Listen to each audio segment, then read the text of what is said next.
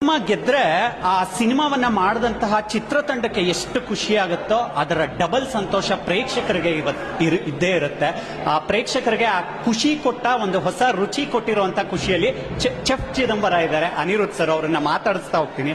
Sir, ರುಚಿ ಬಹಳ ಚೆನ್ನಾಗಿದೆ ಅನ್ನುವಂತ ರೆಸ್ಪಾನ್ಸ್ ಬರ್ತಾ ಇದೆ.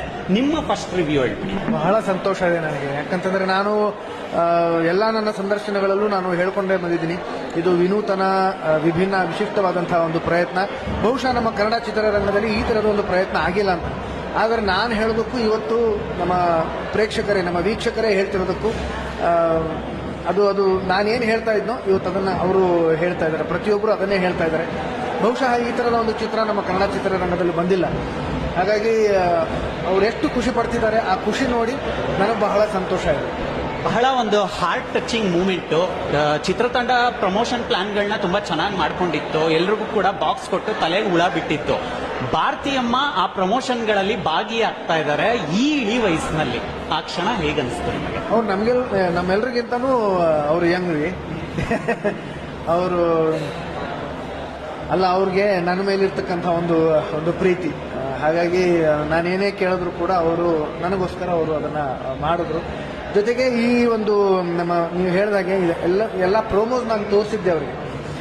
ಪ್ರೋಮೋಸ್ ತೋರಿಸಾದ್ಮೇಲೆ ಅವ್ರಿಗೊಂದು ಕುತೂಹಲ ಇತ್ತು, ಇದು ಚೆನ್ನಾಗಿದೆ, ಬಹಳ ಚೆನ್ನಾಗಿದೆ, ನೀವು ಒಂದು ಮಾಡ್ತೀರಾ ಅಂತ ಕೇಳಿದಾಗ ಅವ್ರು ತುಂಬಾ ಖುಷಿಯಿಂದ ಅದನ್ನು ಒಪ್ಕೊಂಡು, ಬೇರೆಯವರು ಒಂದು ಥರದ್ದು ಅವ್ರದ್ದು ಒಂದು ಪ್ರೋಮೋ ಆಗಿದ್ದರೆ ಇವ್ರದೇ ಒಂದು ಪ್ರೋಮೋ ಬೇರೆ ಥರ ಇದೆ, ಅದು ತದ್ವಿರುದ್ಧವಾಗಿದೆ.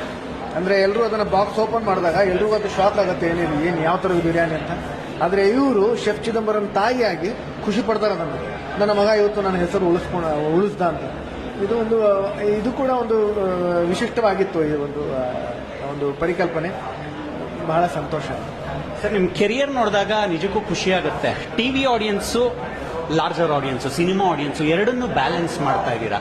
ಇಂಥ ಕಥೆಗಳನ್ನ ಮುಂದೆ ಬಂದ್ರೆ ಕೂಡ ಒಪ್ಕೊಳ್ತೀರಾ? ಖಂಡಿತ ಒಪ್ಕೊಳ್ತೀನಿ. ನಾನು ಎಲ್ಲಾ ತರದ್ದು ಒಳ್ಳೆ ಕಥೆಗಳು ನಾನು ಖಂಡಿತ ಒಪ್ಕೊಳ್ತೀನಿ. ನಾನೊಬ್ಬ ಕಲಾವಿದ, ಹಾಗಾಗಿ ನಮ್ಮ ಮನೆ ಬಾಗಿಲು ನಾನು ತೆರೆದಿಟ್ಟಿದ್ದೀನಿ ಒಳ್ಳೊಳ್ಳೆ ಕಥೆಗಳಿಗೆ, ಒಳ್ಳೊಳ್ಳೆ ಪ್ರಯೋಗಗಳಿಗೆ, ಪ್ರಯತ್ನಗಳಿಗೆ. ಸರ್, ಕೊನೆಯದಾಗಿ ಇಂಡಸ್ಟ್ರಿಯ ವಿಚಾರವಾಗಿ ಮಾತಾಡಬೇಕು. ನೀವು ಕೂಡ